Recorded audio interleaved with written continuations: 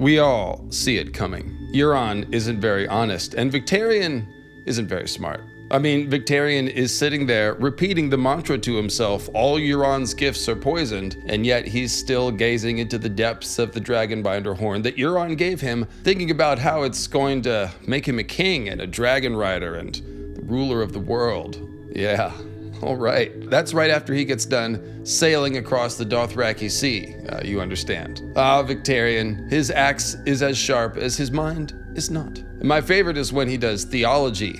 Two gods are with me now. No foe can stand before two gods. Yeah, no, I don't think that's how it works, Victarion, not in Westeros at least. The gods of the Martinverse mostly want to eat you, or perhaps mate with you to produce half-human hybrid offspring, or else they merely want to steal your body, or your shadow, or your life fires, etc., etc. In any case, Euron certainly is aspiring to godhood, and he's also, well, I don't know if you'd say aspiring, more like conspiring to consume his brother Victarion's life force, some sort of unholy magical act, just as Euron intends to sacrifice their younger brother Aeron Damphair, whom he has tied to the prow of his ship, seemingly in preparation to sacrifice him to one of Westeros's gods, or maybe to himself, since again he's trying to become a god. So the big question here is, how is Euron going to trick Victarion? How's he going to turn the tables on him and somehow use him to claim a dragon for himself? We know that is Euron's goal, to obtain one of Dany's dragons, and those of us who see him as the third head of the Azor High Reborn three-headed dragon definitely expect him to pull it off. Check out Euron, King of the Apocalypse, and Night's King Crozai for more on that line of symbolism. But yeah, even on the TV show, the third head of the dragon was a villain. It was the Night King, who doesn't exist, obviously, in the book universe, but I do think Euron will be playing that role, because I do think the idea of the third head of the dragon being a villain is important. So where Night King stole Viserion on the show, it's going to be Euron stealing Viserion in the books. I think, or at least I hope to prove to you today. But the problem, of course, again, is that Euron is half a world away in Old Town. We've seen that in the Aeron Winds of Winter sample chapter. Euron is there. He's right outside Old Town. He's not in Slaver's Bay, so he's half a world away from the dragonbinder and the dragons and Victarion and the Dusky Woman. So how's this gonna work? How does giving Victarion the dragonbinder horn and having him sail to Meereen lead to Euron riding a dragon? Kind of seems like there's a step missing here, right? Underpants gnome style. I mean, is Viserion or Rhaegal supposed to just hear the sound of the horn and then abandon the battle that's raging outside of Meereen and suddenly fly to Old Town and Euron's waiting arms atop the high tower? I know the Dusky Woman theories are fun, but do people really think Euron's going to body snatch the Dusky Woman, pull an eye patch out of his pocket, hop on the back of the dragon, and fly the dragon to Old Town? I mean, well, I can't really see it happening in the story. I guess that's what I'd say. So what is Euron's master plan? To answer that question, we'll have to address lingering perplexities, such as, how does Dragonbinder bind dragons to your will? How do you specify which dragon you're trying to control when you blow the Dragonbinder? How does the horn know that you want the dragon if you have your servants blow it? Why did the Valyrians supposedly need dragonbinder horns when the Targaryens did just fine without them? How was the dragon bond created originally? We'll also need to discuss dragon bloodlines, glass candles, the riddle of the Valyrian Sphinx, and a few other fun things. So thanks very much for clicking on this nearly hour-long video and patiently allowing me to stack up the layers of this theory. Because after all, Euron's master plan can't be written on the back of a napkin. Victarion's maybe. Yes, it's more or less fit on a post-it. But Euron's plan will require at least a 50-minute YouTube video, so I hope you're into that kind of thing, and enjoy the video.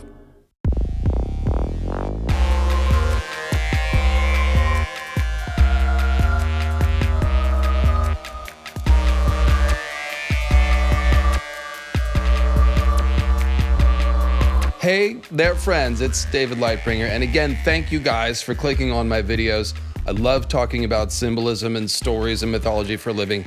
It's all because of you, so really do mean that. Thank you very much. And yeah, let's start off with the question, what does the Dragonbinder horn actually do? I want to quickly dispense with the idea that it's some sort of dragon obedience whistle, like a dog whistle. It's not that. I mean, the damn thing takes the life of someone every time they blow it, so it's not something that can be done frequently. The Valyrian dragon riders certainly wouldn't be blowing the horn to make the dragon turn left and right. They would die and fall off, so that wouldn't work. I guess they could keep a pen of slaves on the back of the dragon for every turn, but no, that's silly. That's not what's happening. It's not a steering wheel, let us say. Daenerys actually thinks about the dragonbinder horns when she's reviewing her first flight on Drogon at the end of A Dance with Dragons. She thinks to herself that the dragon lords of old Valyria had controlled their mounts with binding spells and sorceress horns, but that she would have to make do with a word and a whip. Where there's a whip, there's a way. So again, I will suggest that the control we're talking about is not the moment-to-moment control of dragons, because again,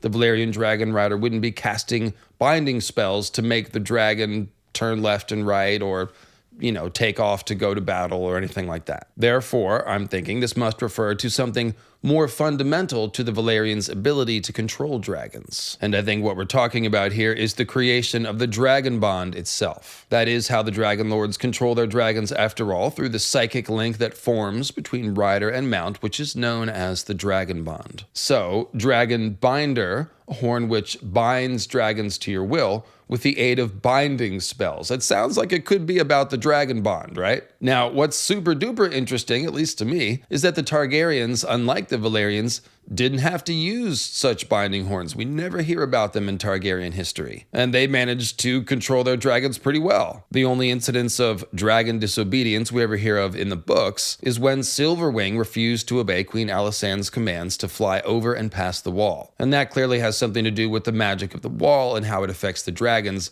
not Alysanne's lack of control over the dragon. And apart from that, the Targaryens bond with their dragons and fly them to war and fly them for fun. They do whatever they want, and they have basically no issue. Dany just needs more practice with Drogon. Simple as that. It was her first dragon flight, and she also doesn't have the aid of the dragon-keeping culture that the Targaryens built up, with the dragon keepers and all that, to help them coexist with the dragons. Drogon did, however, come to Dany when she was truly in danger, despite his initial refusal to leave his cozy little rock in the Dothraki Sea, and that is a sure sign that a dragon bond has begun to form between Dany and Drogon. Just as it is when Dany has an orgasm and Drogon screams out. So no secrets with the dragon bond, apparently. So here's my point. If the dragon-blooded Targaryens can control their dragons without dragonbinder horns, then it doesn't really make sense that the dragon-blooded Valyrians needed them to do that. They would have been able to bond with their dragons the same as the Targaryens did and would have had a similar level of control. So what were the dragonbinder horns really used for? I think the answer is binding dragons to your will the first time, as in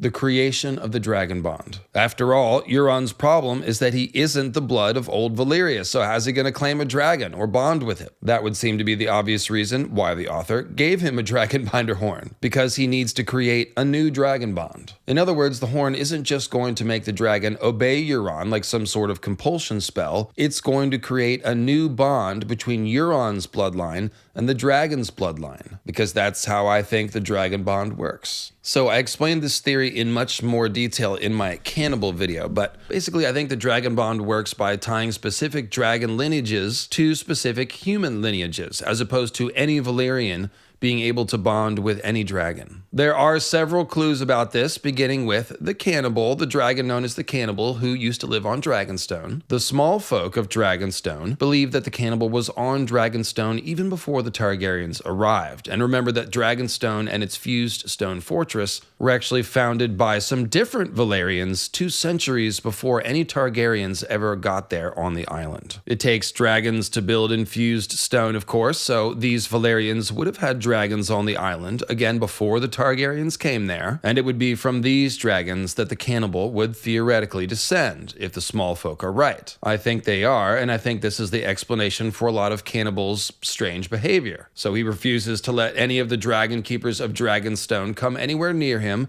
even though they've made at least a dozen attempts. The cave is strewn with their bones! And famously, the cannibal has a habit of descending on the Dragonstone hatcheries to eat the dragon's eggs and the baby dragons, which is how he got his name. In other words, the cannibal is potentially not a Targaryen dragon, but one bonded to the previous Valyrian house of dragon lords that was on Dragonstone. He's hunting and eating the Targaryen dragons, the theory goes, out of a sort of rivalry and competition, like he's defending his territory from these newcomer dragons that he's not related to. The Targaryen dragon keepers on Dragonstone probably have their Valyrian blood through the Targaryens, and so that would be why the cannibal doesn't like their smell or whatever, although he does like how they taste. Then there's the incest argument for specific family lines being bonded to specific lineages of dragons, which I find very compelling. Not the incest, but the argument. So the Targaryens of Westeros, we are told, practice incest to keep the blood of the dragon pure and strong, as they and the Velaryons and the Celtigars are the last remaining blood of old Valyria,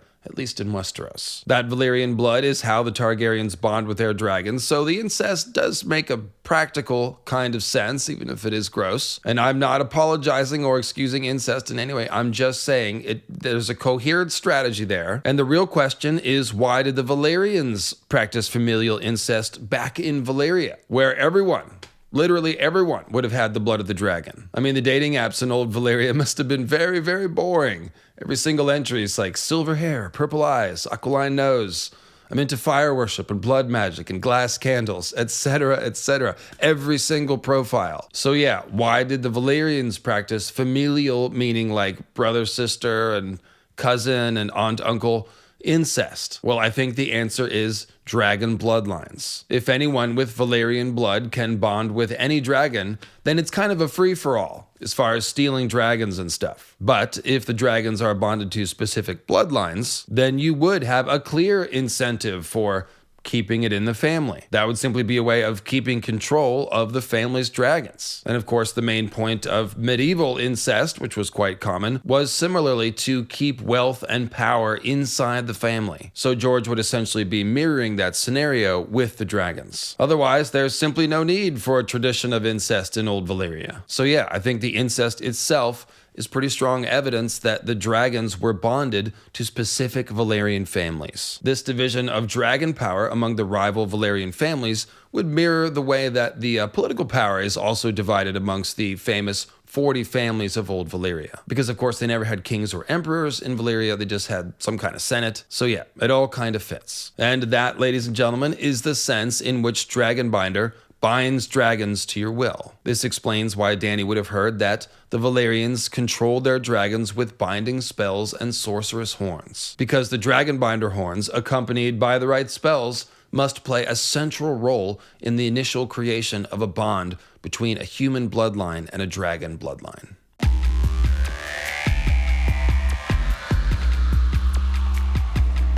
All right, so the next question is how? How does a dragonbinder horn help create a dragon bond? Well, by stuffing the spirit of the dying hornblower into the dragon so that anyone of the hornblower's bloodline can then form a kind of kinship link between themselves and the dragon, which will have the spirit of their ancestor or relative or brother inside of it. This ritual and the link that it creates, I believe, is the backbone of the dragon bond. In other words, the dragon rider's psychic connection to the dragon is possible because it has the spirit of their family member or ancestor inside of it, which means that only members of that human family can then bond with that dragon and any dragons descended from it. And yes, this means Victarion is going to get spirit stuffed inside of Viserion. I mean, it's right there, Victarion, Viserion. And Victarion kind of sounds like a dragon name on its own anyway. So that is how Euron is going to bond with a dragon, because it's going to have his dead brother's spirit inside of it, which will be a kind of final humiliation for old Vic, who always was a bit of a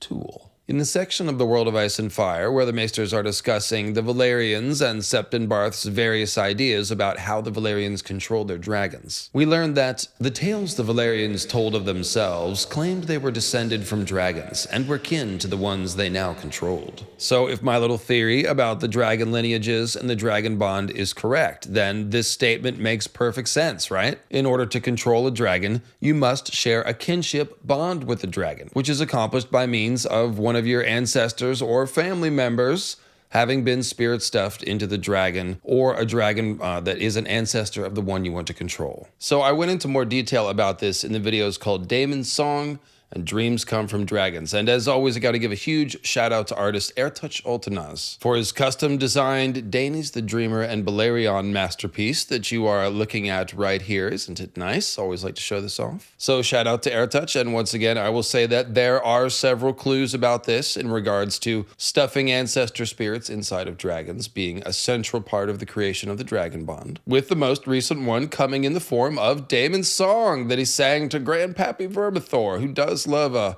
merry old tune. I used to know how to cut a rug and dance a jig back in the day. When that band started playing, Vermithor started a whirling. You should have seen me. And of course, that song was at the end of season 1 of House of the Dragon, and the lyrics were written by one of George's writing assistants, T. McKell, in collaboration with David J. Peterson, who of course invented the Dothraki and Valyrian languages for George and all of us to enjoy. The song seems to be highly lore accurate, and the translated lyrics of it, which you can see on the screen here, reveals that the song is all about the dragon bond and the riddle of 3 heads has the dragon. The song seems to be some sort of preparation for Vermithor to be bonded to a rider again, and describes 2 heads singing to a 3rd, so that all 3 heads may fly together freely. Daemon and Vermithor are both singing in the scene, so where is this 3rd head that they are singing to and attempting to harmonize with in order to bind the 3 together? Is this 3rd head of the dragon in the room with us right now? I believe it is. I believe it's the ancestor spirit inside the dragon. The song lyrics say, "The price has been paid with blood magic," and that would be, according to my theory, the ritual which sacrificed the ancestor spirit and stuffed it into the dragon. The Valyrian Sphinx, which, as we know, is the riddle and not the Riddler, is also a clue about this, about the dragon bond. So the Valyrian Sphinxes are dragon bodies with human heads, and I believe this depicts the invisible 3rd head of the dragon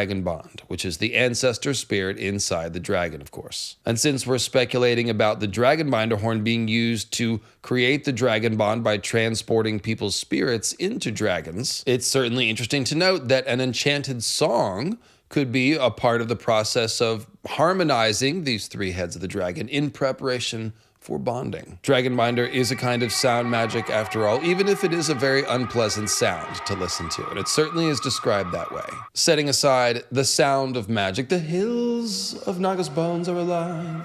The sound of magic, old dragonbinder horns. That wasn't setting aside, that was doing another musical joke. So the song lyrics mostly prove that there are ancestor spirits inside the dragons. That's mostly what the song shows. So too, for lemur theory, it's time for lemur theory, which I'll give you the very quick version of here. So this is essentially a world-building clue by George that he snuck in to tell us more about the dragon bond and this thing that I'm telling you about with the spirit stuffing. It involves these strange kind of silver-haired, purple-eyed lemurs that live in the forests of Essos, which unsurprisingly are called little Valyrians. Did the Valyrians evolve from lemurs? Is that lemur theory? No, it is not. This is based on the idea that lemur means ghost in Latin, and lemurs were given this modern Western name because the native Malagasy people of Madagascar have beliefs about lemurs containing the spirits of their ancestors. There is more cool stuff to lemur theory that I got into in those videos, Daemon's Song and Dreams Come from Dragons, so if this sounds like fun, check those out. But the point is, by creating lemurs called Valyrians in his world, George is inviting us to think about the idea of ancestor spirits inside of animals. The Valyrian ancestor spirits would be in the dragons, not in the lemurs, but this is a literary clue. That's how these things work. We have to transpose them. And you get the idea. So that is lemur theory, and it backs up what the Valyrians say about themselves, that they are kin to the dragons they control and are descended from them in the sense that their ancestors are inside the dragons. So you can see how this is all kind of coming together, right? Earlier we deduced that the purpose of the dragonbinder horn must be forming a new dragon bond with a new bloodline. And as I'm hopefully convincing you, the dragon bond seems to work through bloodkin spirit stuffing, if you want to say. This naturally leads us to wonder if dragonbinder might be the means by which spirits are transported into dragons. And I think this very thing is spelled out by the phoenix tattoo on the chest of the person who blows the dragonbinder horn at the Kingsmoot. If you recall, old Cragorn the Hornblower had a, quote, bird of prey tattoo on his chest, which actually began to bleed from every feather as he blew the horn. His mouth was also bleeding and blistered by the time he was done blowing it, and Victarion later tells Makoro that his insides were all burnt out and that he died soon after. So the bird tattoo on his chest isn't specifically called a phoenix, that word's not used in the series, but given the fire that filled his chest and made the bird bleed, it does seem to me like George is meaning to evoke the phoenix symbolism. The first historical reference to the phoenix that we can find was by Herodotus in the 5th century, and he described it as looking like a red bird of prey the size of an eagle. And Kragorn's bird of prey tattoo turns red when it bleeds. Most importantly, as most of you will know, the phoenix is a symbol of transformation and immortality and fiery rebirth, with the belief being that the phoenix periodically burned itself up in fire, only to be reborn from its own ashes. And there are a few varieties of the myth, but that's the basic idea. So I think George is using phoenix imagery pretty heavily in Dany's pyre, as she sacrifices herself, walking into the pyre, then wakes the dragons, emerges from the ashes, transformed, and that line is specifically used in the ashes, and I think the phoenix symbolism of the hornblower is working in a similar way. It's talking about fiery rebirth in the context of dragons and dragon binding. I would say that it's telling us that the dragonbinder horn can cause a kind of fiery rebirth for the hornblower by transporting their spirit into a dragon. There wasn't a dragon nearby the King's Moot when Kragorn blew the horn, of course, but Westeros.org forum user Sandy Clegg, who also thinks Victarion is going to get stuffed into Viserion and who did a great write-up on a lot of the ideas we're discussing, thinks that the sudden screaming of the seagull perched on Naga's ribs right after the horn stopped blowing is a kind of nod to the idea that the hornblower's spirit was supposed to go into some kind of winged creature. Then we have the clear rebirth language that George hangs on the bird tattoo as the horn is blown. It says, "The cheeks of the tattooed man were so puffed out that they looked about to burst, and the muscles in his chest twitched in a way that made it seem as if the bird were about to rip free of his flesh and take wing, almost as if blowing the horn was going to set his bird spirit free to fly." And even if you weren't thinking about the specific myth of the phoenix here, the idea that a bird can represent someone's soul or spirit is pretty widespread and also fairly intuitive. So the bird trying to rip free of its flesh and take wing is strongly evocative, especially after we learned that blowing the horn killed him. And then just from a visual symbolism standpoint, and George really does some great stuff with this sometimes, the image of someone, and I'll just grab my horn here, the image of someone blowing into the tip of the dragon horn is interesting. So imagine the horn still connected to the dragon's head. The hornblower is kind of whispering, blowing sweet nothings into the dragon. No, it's not my point. My point is the hornblower is kind of blowing themselves into the dragon's head. Or you might even say into the dragon's mind. I better put this back here. This thus ends the visual symbolism portion of today's broadcast. Okay, so the way the hornblower's body is left burnt out like a burnt out husk also adds to this imagery. It's almost like the horn pulled his fiery spirit out of his body and all that was left was a charred shell of burnt human. This is also consistent with R'hllorist beliefs about burning people being a way to set their souls free, and also consistent with real-world beliefs about cremation being a way to transport a person's spirit to the afterlife. The spirit is freed from the body by fire and rises to the sky on the ascending smoke.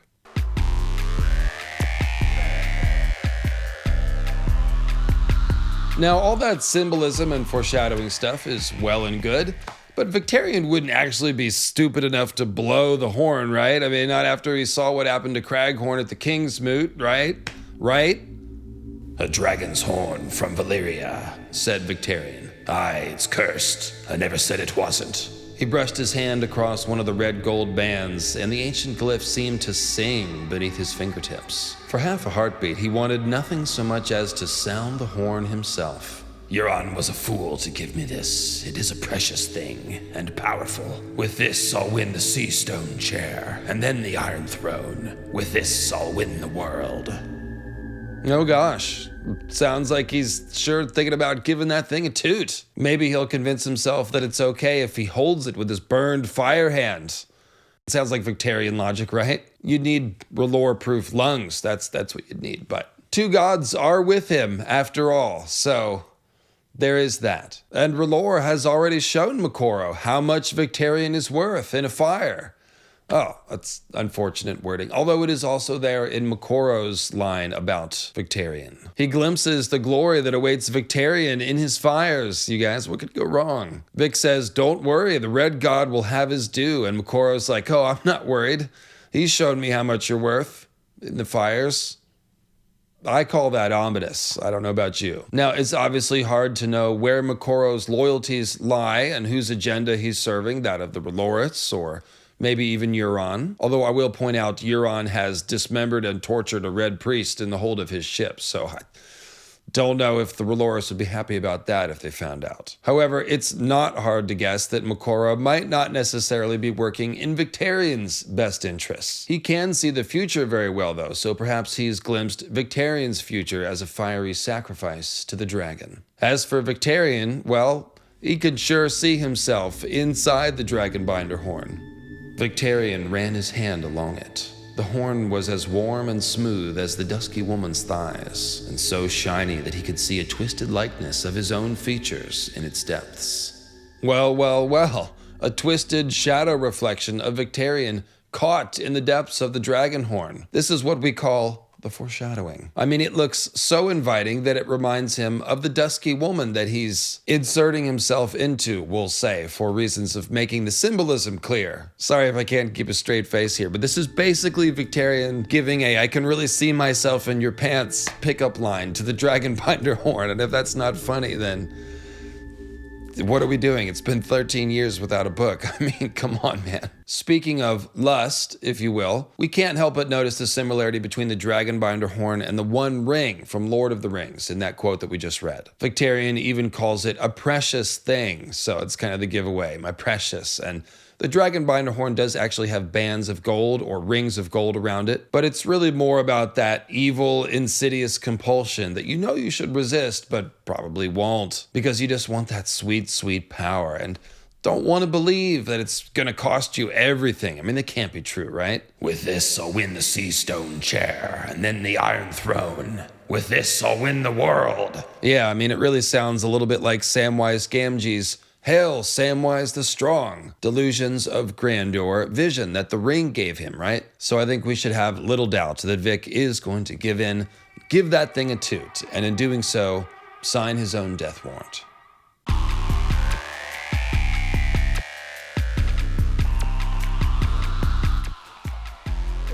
All right. We're going to be getting into some Viserion quotes, so pardon me for being a big nerd. I've got a YouTube channel. I dressed up like the dragon that we're talking about. Yeah. In any case, the jaws of Euron's trap have now snapped shut. All right. Victarion could not resist the allure of the dragonbinder horn, and he gave it a toot, and now he's inside one of the dragons, which I say will be Viserion for all the reasons that I've said already, and for more that I'm about to show you. Euron can now potentially form a blood kinship link to Viserion, and even though you might think that Victarion would be pissed and not in a mood to help Euron claim the dragon, I don't think he really have much choice. I think it's going to be more like Hodor cowering in the corner of his own mind when Bran skin changes him. Or perhaps an even better example is the shadow on the soul that a deceased skin changer leaves on their animal once they are gone. Varamir's Six Skins took possession of Orwell's eagle after Orwell's death, and so can feel a remnant of his presence within the bird. However, Orwell is not in control. He's really just a passenger now. So the real question we're grappling with here is, how is Euron going to take possession of the dragon? Is he going to magically appear in Slaver's Bay? Or does he have some way of calling Viserion back to the top of the high tower, presumably? Well, I'm pretty sure it's the latter, again, unless you think Martin can pull off a dusky woman scene, although let me know in the comments if you think I'm overlooking that and making too much sport of something that maybe it's going to be like Arya Targaryen, something like that. But setting that possibility aside, let's take a look at a potentially very strong plot parallel, one where a pale dragon did in fact land on top of the high tower. The unexpected arrival of Vermithor and Silverwing at Old Town brought thousands to the streets to point and stare. No word of their coming had been sent ahead, and there were many in the city who were frightened, wondering what this might portend. Jaehaerys brought down Vermithor on the wide marble plaza outside the Starry Sept. But it was his queen who made the city gasp when Silverwing alighted atop the high tower itself, the beating of her wings fanning the flames of its famous beacon. Well, that's certainly something, isn't it? Viserion is cream and gold colored, while Silverwing is silver, but they are both pale dragons, and I think that's what counts. And this pale symbolism is actually emphasized by Silverwing's riders, Queen Alysanne with her snow-white hair, and Ulf the White, who is named for his white hair. Queen Alysanne brings in the gold to match Viserion's gold with her golden crown that she wears because she's a queen. That golden crown symbolism is emphasized at another tower top scene that is associated with Queen Alysanne and Silverwing, which would of course be the tower top of Queen's Crown Tower, that watchtower in the north where Bran and company stopped, and it had that cool little maze through the water. And if you recall the history that Bran recited for us, it was renamed Queen's Crown and had a golden crown painted on its crenellations in honor of Silverwing and Alysanne's visit there. These two Alysanne and Silverwing tower top scenes, in other words, might be working together, with the golden-crowned Queen's Crown Tower adding a sort of commentary on Alysanne's high tower landing to help further foreshadow golden Viserion crowning the high tower with his golden flame and his golden scales and his golden spinal crest, wing bones, and eyes, and whatever else. Now, obviously, Silverwing has a rider on her back when she alights atop the high tower. So, should we expect Viserion to arrive in Old Town with a rider too? Perhaps Daenerys or the Dusky Woman? I really don't think so, for very different reasons. Daenerys has a bunch of other stuff to do, and the Dusky Woman, again, just don't think that's a practical idea. However, I do think the Queen Alysanne role at the top of the high tower will be played by Melora Hightower, the Mad Maid, who is already up there consulting the books of spells, as we all know. She's up there with her dad, Lord Leighton Hightower, and although she won't be riding the dragon to the high tower, she will be the magical woman at the top of the high tower. And as I speculated in my glass candle video, she could in fact be in league with Euron, contacting him through the glass candle. More on this in just a moment. Now, speaking of Daenerys waving bye-bye to Viserion, there's actually a scene in A Dance with Dragons where she thinks about doing exactly that, so check this out. There was no sign of Viserion, but when she went to the parapet and scanned the horizon, she saw pale wings in the far distance, sweeping above the river. He is hunting. They grow bolder every day. Yet it still made her anxious when they flew too far away. One day, one of them may not return, she thought. So right after she can't find Viserion and then sees him very far away in the distance, she thinks about how one of them may fly away one day and never return. So, will Viserion fly off to Old Town one day and fall under Euron's control, never to return? If so, Dany and Drogon may need to fight Viserion. The white dragon lay coiled around a pear tree, his head resting on his tail. When Dany passed, his eyes came open, two pools of molten gold. His horns were gold as well, and the scales that ran down his back from head to tail. "You're lazy," she told him, scratching under his jaw. His scales were hot to the touch, like armor left too long in the sun. Dragons are fire-made flesh. She had read that in one of the books Ser Jorah had given her as a wedding gift. "You should be hunting with your brothers. Have you and Drogon been fighting again?" Victarion should also be hunting with his brothers, if you will, but instead the Greyjoy brothers are all at odds, with Euron and Victarion specifically plotting to kill one another. So yeah, that's not hunting together. And obviously this could be foreshadowing for Drogon and Dany having to fight Viserion. Have you and Drogon been fighting again? Black dragon, white dragon, it's kind of a theme. And if Euron does manage to claim Viserion, obviously they will have to fight him. And for what it's worth, there is also a scene where Viserion and Rhaegal are fighting over food. Not very seriously, but maybe that's meant to help imply Viserion as a dragon that will fall under enemy control. I know, it's sad. And honestly, it's even still hard to look at images of Show Viserion. God, that was like the saddest episode. Anyway, it is also interesting that Viserion is like a hot suit of armor, right? Since Victarion famously loves armor, even when battling on ships, which most people don't do because obviously it's kind of like very high stakes gambling. You obviously have the edge in combat, but if you fall over, game over. Victarion also wears a great golden cape in honor of the golden kraken of House Greyjoy, one which billows out behind him like golden wings as he leaps from ship to ship in his armor. And of course, Viserion has golden markings on his back and wings. Victarion even thinks in very crudely poetic fashion, "On wings of song I fly to you, Daenerys." So maybe Victarion will get some wings and will get to fly.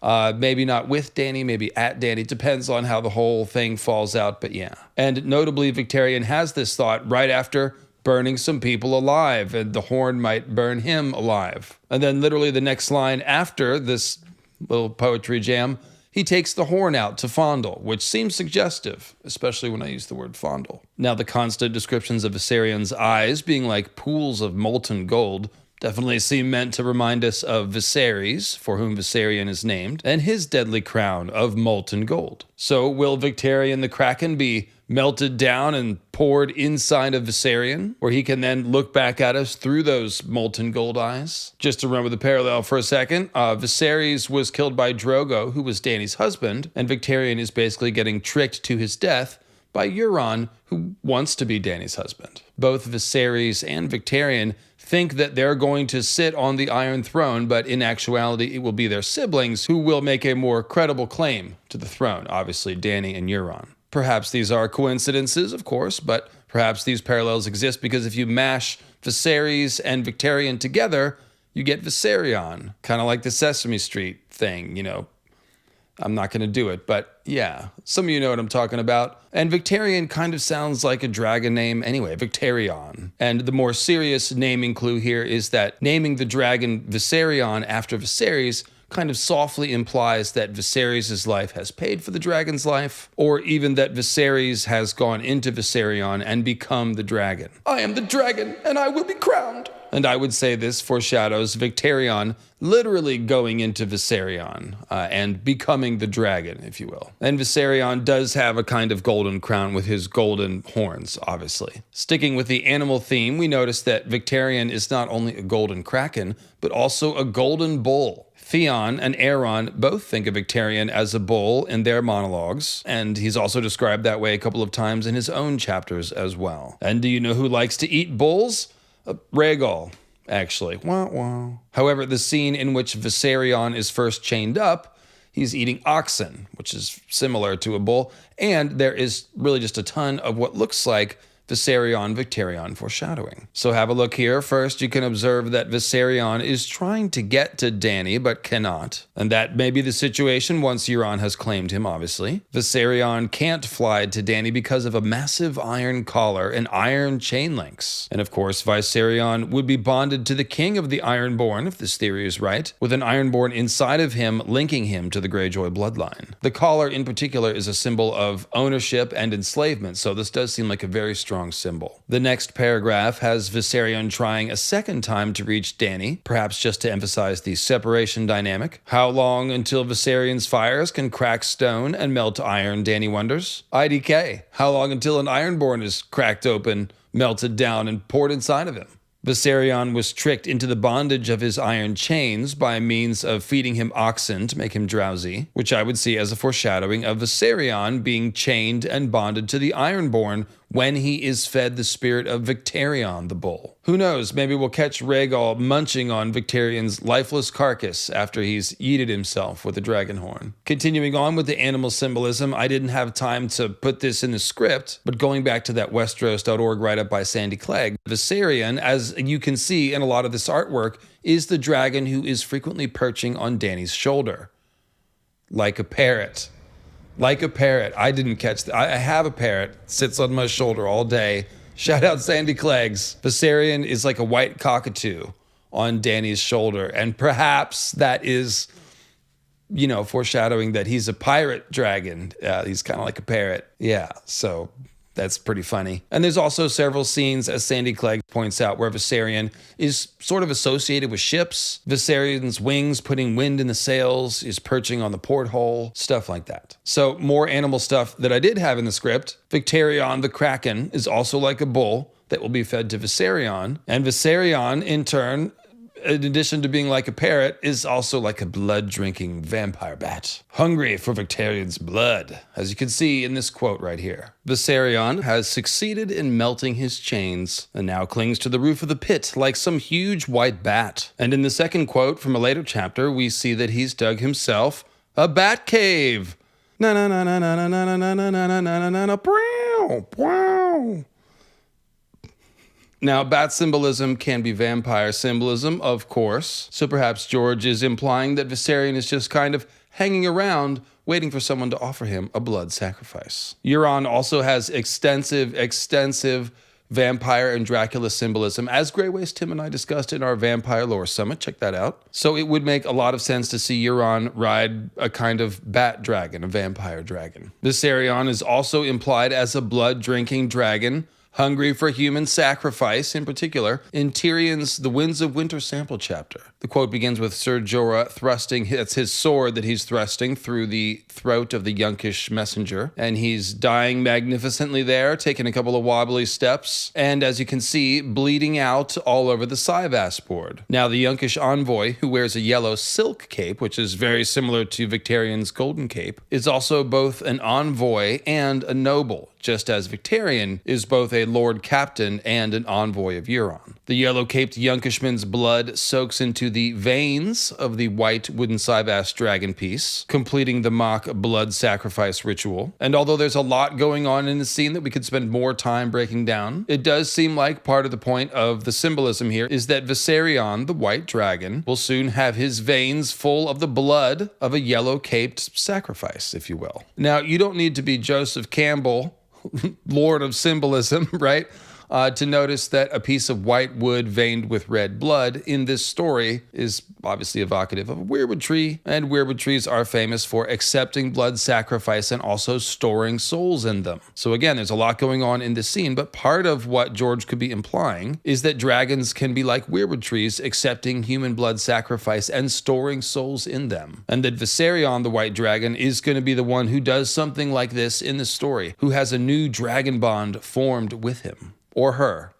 We don't know, like I said. But the symbolism really is popping here. You know, the white wood is basically thirsty. It soaks up the blood and then won't give it back even when you try to wipe it off. So again, I think of Viserion, the vampire bat, thirsty for blood. Some of you may also be raising your hand, obviously, to say that a blood-stained white wooden dragon is also evocative of Bloodraven, whose sigil is a white dragon, who has a blood stain on his face and who is merging with a white weirwood tree. That's pretty cool because Euron may be a failed Bloodraven pupil, and whether he is or not, he's definitely being set up as a kind of arch-wizard nemesis, you know, a warlock nemesis to Bloodraven and Bran's Green Seer tree wizard. So perhaps the idea of Euron riding a white dragon with weirwood symbolism is meant to parallel Bloodraven, the white weirwood dragon. Maybe the simplest way to sum up the Euron Bloodraven parallels is that they are like two different versions of Odin. Now, Discord user Hi Pikachu from our very own Lightbringer Discord, by the way, click the join button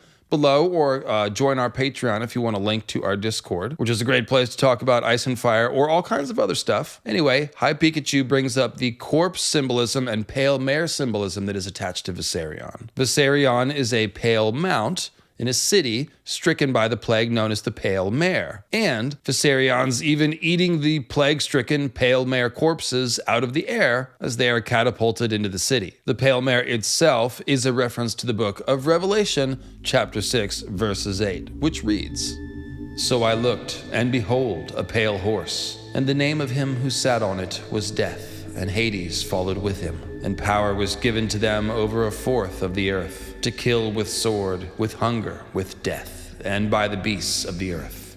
So as you can see, it kind of would really make sense if Euron rode a pale mount like Viserion, who was specifically associated with the Pale Mare. Bloodraven, again, has matching symbolism, as the weirwood roots that are eating his corpse are described as grave worms and white serpents. All dragons are serpent-like, and Viserion is specifically described as serpent-like, and again, he eats corpses, just as grave worms eat corpses. The weirwood tree itself is very much a pale horse, because, of course, it's based on Yggdrasil, which translates to Odin's horse, because Odin rides the magic tree throughout the cosmos just as the Green Seer rides the Weirwood tree through time and space and days gone by. So basically, what all this means is that George appears to be setting up an extensive parallel between Bloodraven and Euron, our most puissant, Odin-inspired, one-eyed wizards. And Euron riding Viserion would be a huge piece of that. And that may be the reason that George has attached this pale mare, corpse-eating, blood-drinking, and Weirwood symbolism to Viserion. And then someone else in the other back of the room is raising their hand to say, well, what about Naga? What about Naga the Sea Dragon, the dragon of Ironborn mythology? Because Naga is a dragon who is also associated with Weirwood, right? Thanks for watching my Naga's Bones video. But yes, although Naga's ribs are thought to be the pale bones of a sea dragon, they do seem to be, in fact, petrified Weirwood. I think it's the ribbing of an overturned Weirwood ship. Some people think it's a Weirwood circle, but it's pretty obviously petrified Weirwood. So, Naga is a Weirwood dragon, in a manner of speaking, and is also the most holy symbol and religious site to the Ironborn. So again, I would say that it would make sense if Euron rides a white dragon that reminds us of Naga and Naga's ribs and all that stuff.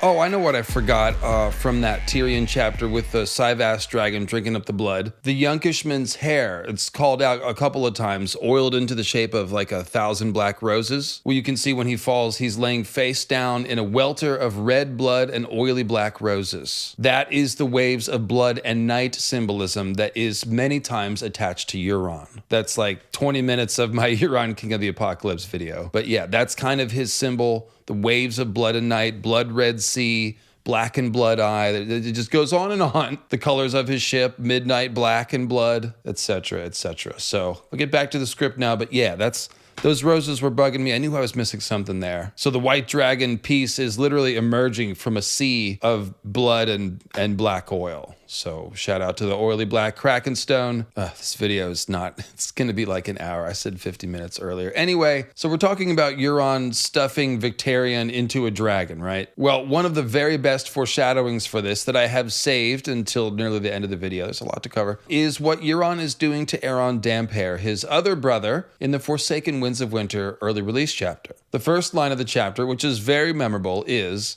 "It was always midnight in the belly of the beast." Aeron turns out to be referring to a series of wet, dark dungeons that he's been kept in, as well as the wet, dark hold of the Silence, where he's chained up in between dungeons. And basically all these dark, wet places are running together into one kind of rolling nightmare for Aeron. And that is the belly of the beast. That's where he lives now. Euron is then giving Aeron nightmares, right? He's force-feeding him Shade of the Evening, and then implanting dream visions into Aeron's mind and talking to him. So think about it.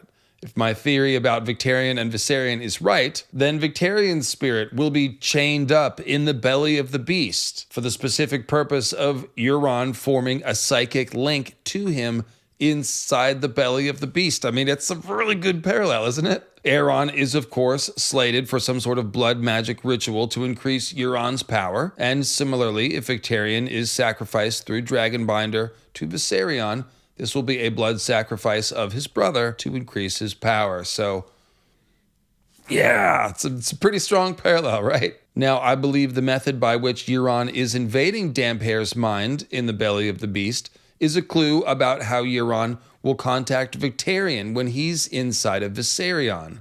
I don't mean to call him a beast, but you get the parallel. As I laid out in my last video, Secret Magic of the Glass Candles, and again, thanks for watching, everybody. Euron has almost certainly been using a glass candle already for several things. One of which is this dream implantation of Aeron. And dream implantation is one of the things that Marwyn the Mage specifically says that the glass candles can do. I was arguing that just feeding Aeron Shade of the Evening, yes, that opens his mind and makes him susceptible, but then Euron needs a way to actually get in his head, and he seems to be crafting the dream experience of Aeron almost exactly the same way that Quaithe is sort of fabricating a dream experience for Dany, like that fighting the Battle of the Trident dream on Dragonback. That is how I am proposing that Euron is going to reach out all the way to Slaver's Bay and call the dragon back to him. He's going to use a glass candle. So yeah, the question I'm asking here is, could Euron use a glass candle to enter Victarion's mind after he's been stuffed into Viserion. I really don't see why he couldn't. I mean, dragons are psychic themselves. They can communicate telepathically with their riders to some extent. And as I proposed in my Dreams Come From Dragons video, the dragons seem to be sending the dreams to the Targaryens, or at least acting as some sort of channel for the dreams to the Targaryens. So, for example, Daenerys the Dreamer had her dream of the Doom the night after she claimed Balerion the Black Dread, and that kind of implies that there's a connection there. And then even stronger evidence, Dany dreams of what seems to be Drogon twice before Drogon even hatches, which makes it seem like Drogon inside the egg is reaching out and contacting Dany. And this is why I think Rhaena Targaryen started the tradition of placing the dragon's eggs inside the cradles of the young Targaryens, because the eggs, the dragon spirits in the eggs can reach out and begin bonding even before they hatch. So if the dragons can reach out psychically to people and people can form psychic links to the dragons, then yeah, why couldn't someone psychically reach out to a dragon, especially Euron in this circumstance where he's got this connection to his brother? More importantly, dragons are directly linked to glass candles, which have only started burning again since Daenerys returned dragons to the world. And presumably that means they went out sometime after the last dragon died. That means that the magic of the candles is in some way directly connected to the dragons. So if one were looking for a way to psychically contact a dragon, a glass candle would seem like the thing, and it's almost certain that Euron has one. The idea that Victarion's spirit would be inside the dragon is key here, because it seems like Quaithe had to make contact with Dany with that little two-finger wrist touch thing before she could contact her remotely with her glass candle. Euron has obviously had physical contact with his brother, so once Victarion is inside Viserion, he might act as a kind of psychic anchor or receiver that Euron can reach out and find with his glass candle. Now, going back to what I think is a very important parallel, the one with Alysanne and Silverwing landing atop the high tower, notice that the dragon beats its wings to fan up the beacon fires, almost like it's lighting a candle. Because as many of you pointed out in the comments, the high tower is kind of like a big candle. It's a lighthouse. And like a glass candle, it enables you to see across very long distances. And there's even that saying about how you can see all the way to the wall from the top of the high tower. In other words, the high tower beacon lighting up when Silverwing lands could be foreshadowing for Euron using the beacon of a glass candle to call Viserion to the top of the high tower. So I mentioned earlier in the video the idea that Melora Hightower could sort of play the role of Alysanne at the top of the tower in the new version of the scene. And I think this makes more sense when you think about the idea of glass candle use atop the high tower. In my glass candle video, I explained why many people think that Leighton and Melora have a candle up there, Palantir-like, and also why I think they have been in contact with Euron, just as Saruman and also Denethor are contacted and corrupted by the Eye of Sauron through their Palantir use. If Melora has been the one talking to Euron through the candle, then that means that she could be the mysterious entity next to Euron in Damphair's nightmare, the shadow in woman's form, long and tall and terrible, her hands alive with pale white fire. The pale fire around her hands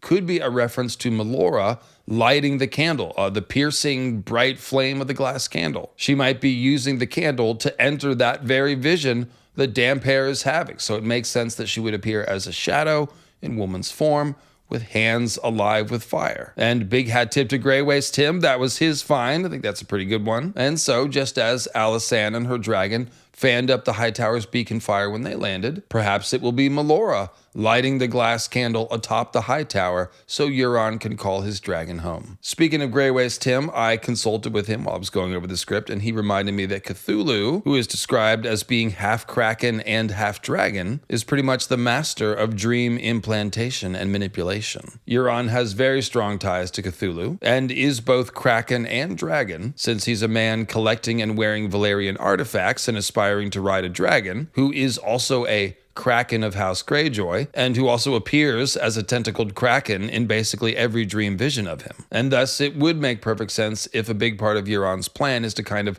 lurk in the shadows and use glass candles to contact people through their dreams and basically corrupt them, or even enslave them. because I do realize it's starting to sound a little conspiratorial as I'm like, Euron has a glass candle and he's using it to mess with Aeron's dreams, and also collaborate with Melora and Leighton, and also to keep an eye on Victarion over in Slaver's Bay, and now to call his dragon back to him in Westeros. However, this does fit Cthulhu's strategy, and these are all things that you can do with a glass candle. So yeah, I really do think the glass candle is kind of the hidden key to Euron's master plan, all his conspiring and plotting. And we do know he's plotting. Let me know what you think in the comments, and you know I do read them, so let me know what you think. But that is my answer to how Euron is going to trick Victarion, how dragonbinder really works, how Victarion is going to end up inside Viserion, and how that will enable Euron to claim his dragon. So there you go, guys. Thanks a lot for clicking on the video and watching all the way to the end. And please do click the thumbs up icon if you enjoyed the video. It really does help. And stay on the lookout for a follow-up live stream to this one. There's a lot of stuff I couldn't fit in this essay. So yeah, maybe I'll have Tim on, and we'll go over some of the evidence for Euron as the third head of the dragon, his comparisons to Bloodraven, Ulf the White. He's got Ulf the White parallels. So make sure you're subscribed to the channel so you never miss a live stream or video, and I'll see you next time.